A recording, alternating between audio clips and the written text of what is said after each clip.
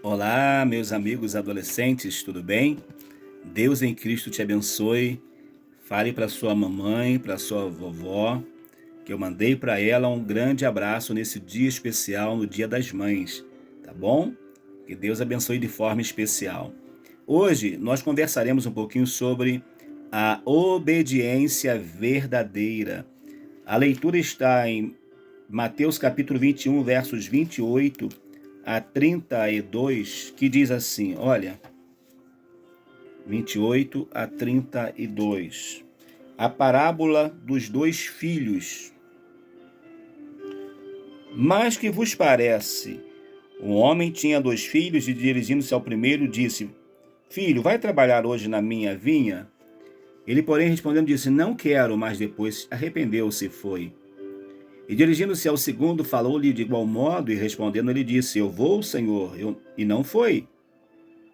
Qual dos dois fez a vontade do Pai? Disseram-lhe eles: O primeiro. Disse-lhe Jesus: Em verdade vos digo que os publicanos e as meretrizes entram adiante de vós no reino de Deus.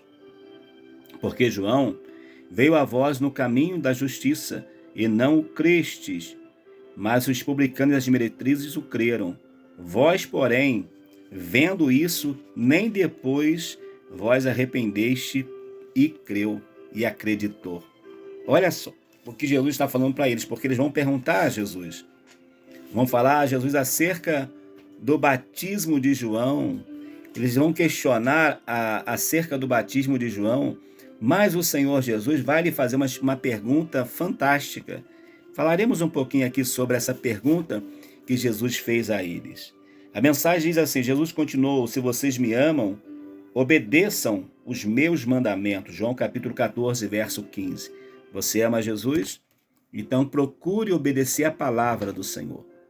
3 objetivos: destacar a hostilidade dos líderes religiosos com João Batista e Jesus, falar sobre a verdadeira e falsa obediência e, por último, refletir sobre os propósitos de Deus para uma vida abençoada de cada adolescente. Vamos lá. Vamos descobrir.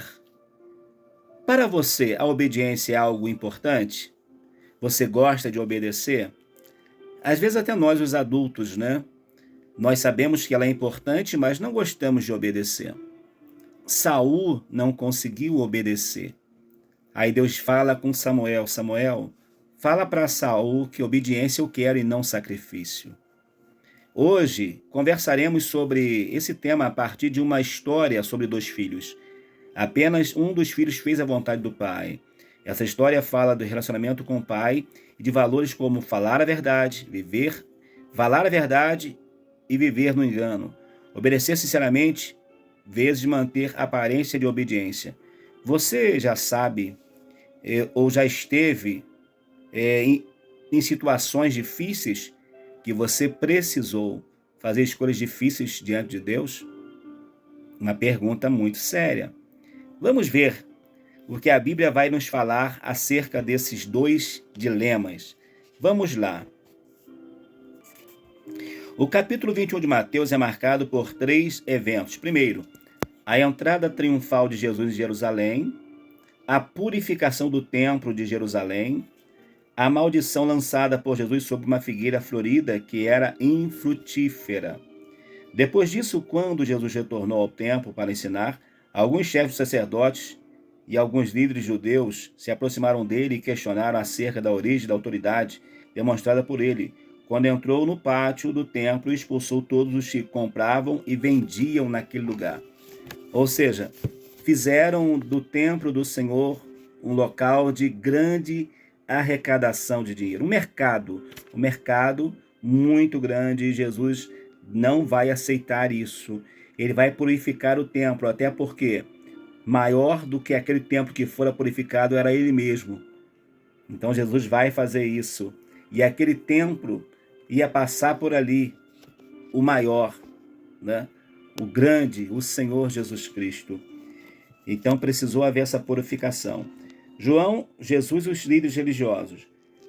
Jesus se colocou à disposição para esclarecê-los, desde que primeiro eles lhe respondessem a seguinte questão: Quem deu autoridade a João para batizar? Foi Deus ou foram as pessoas? Jesus fez uma pergunta terrível para eles, né? E eles pensaram o seguinte: olha, agora nós estamos fritos, estamos perdidos.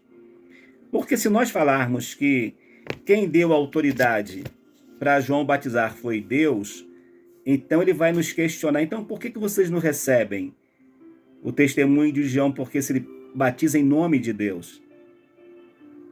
E, por outro lado, e se eles falassem que era dos homens, e ali estava cheio de pessoas que seguiam João Batista? Eles ficaram com medo de serem ali, de repente, agredidos, não sei, sofressem alguma penalidade do povo. Eles vão responder então o seguinte: olha, Jesus, nós não sabemos. Então Jesus também vai dizer, então eu também vou dizer para vocês o seguinte: eu não tenho por que responder com que autoridade foi esta que eu fiz essa limpeza aí no pátio do templo. Se vocês não me respondem, por que eu tenho que responder para vocês? Mas ele vai propor então uma parábola sobre a verdadeira e a falsa obediência. Aqueles que servem de verdade e aqueles que servem por aparência. Inclusive, vale destacar que religião não salva. Ela tem o poder de melhorar, não de salvar. Quem salva é Jesus. Nesse contexto, Jesus contou a seguinte história: um pai de família tem 2 filhos e uma plantação de uvas para cuidar. Como é de se esperar, esse pai chama os filhos e para que eles possam ir trabalhar com ele. Porém, para a sua surpresa, o mais velho, que talvez pegava sempre, disse assim: pai, eu não vou, hoje não dá. Perfeito. E Jesus vira para o outro fala: eu vou, perfeito. Só que no passar do tempo, as coisas invertem. O mais velho que disse que não ia foi, e o mais novo não foi. Aí Jesus vai perguntar para eles, conversando com eles: e aí? Quem é que fez a vontade do Pai? O que disse que não foi ou o que disse que não ia e foi? Jesus ele vai trazer uma aplicação muito linda sobre esse tema. Vamos andar um pouquinho mais. A verdadeira obediência é o fruto do arrependimento.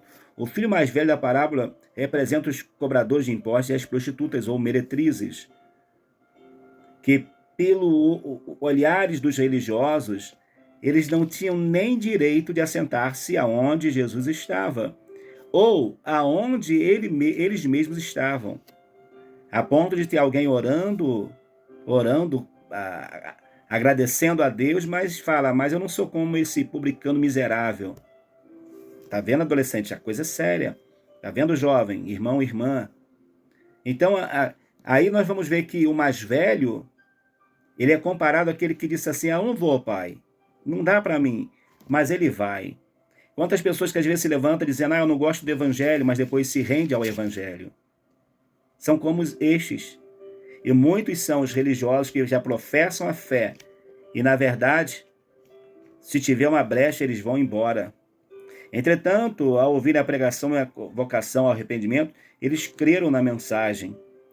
Esse representa, como na parábola, os publicanos e os cobradores de impostos e as prostitutas. Aqueles que tinham uma vida pública, que o povo não aceitava. Nem o povo comum e nem a classe religiosa aceitava esses. Porque primeiro que achavam que eles estavam traindo a causa do povo de Israel, por estar servindo a coroa romana. Então não aceitavam. A falsa obediência é o fruto da hipocrisia. Se a verdadeira obediência tem como fruto o arrependimento, então a falsa tem como fruto a hipocrisia. O filho mais novo representa os líderes religiosos de Israel, que embora iniciem dizendo sim a Deus, mas não fazem o que ele ordena. Escrevem a lei, traduzem a lei, são praticantes da lei, mas não tem espaço na vida deles para a salvação. Você conhece alguém assim? Que é perfeito demais para ser salvo? Ele é perfeito demais, ele não tem condição de receber Jesus como seu Senhor e Salvador? Tamanho a sua santidade. A grande lição que aprendemos com essa história é que a verdadeira obediência nasce de um coração arrependido e grato a Deus. Ou seja, pai, eu não vou, mas se arrependeu e foi. Pai, eu vou, e depois no meio do caminho não foi. Quem é mais perdoado, ele é mais grato do que aquele que nunca precisou ser perdoado, entre aspas. Ele vai se julgar que tudo o que acontece com ele são méritos pessoais, mas não é não. O que acontece comigo e com você é assim, parte do milagre, da bênção que Deus tem produzido nas nossas vidas. Deus tem um propósito para você, adolescente, como tem para mim, para você jovem, ancião, criança, juvenil, obreiros do Senhor. Deus tem um propósito. Enquanto os líderes religiosos estavam sendo acusados de rejeitar a obra de Deus, os pecadores estavam ouvindo o chamado de Deus, se arrependendo dos seus pecados e se colocando à disposição de Deus para que o reino viesse com todo o seu poder. Já que os religiosos que eram para aceitar não querem, então nós vamos mergulhar mesmo nesse negócio aí de céu, nesse negócio de vida eterna. E a vida é assim. Entenda que Deus quer usar sua inteligência, seu temperamento, sua dor, sua alegria, suas redes sociais, como eu estou usando agora, seus relacionamentos, sua família e tudo o que você tem para a glória dele e para a salvação dos perdidos. Deus escolheu você para ser um cooperador do reino. Está disposto a cooperar com Deus? Quem coopera com o Senhor pode ter certeza que não terá falta de nada. Pelo contrário, terá na sua vida as bênçãos do Todo-Poderoso. Concluindo, sempre que o evangelho do reino for pregado, haverá pecadores que se renderão à graça perdoadora de Deus e se voltarão para Cristo Jesus. De igual modo, haverá também pessoas relutantes que irão ignorar o chamado ao arrependimento e obediência verdadeira.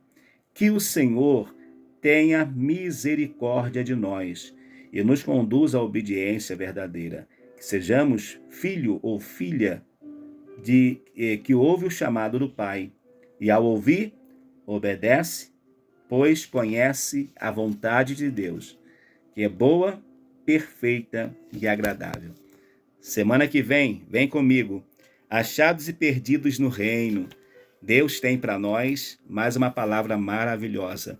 Aproveito para uma vez mais desejar a você, mamãe, a você, vó, que estão ainda cuidando dos seus filhos, dos seus netos, exercendo esse papel de matriarca, de mãe, que Deus abençoe todos vocês. E você que tem a sua mãe, fala que o pastor Valmir mandou um abraço para ela, tá bom? Em nome de Jesus, um forte abraço a todos.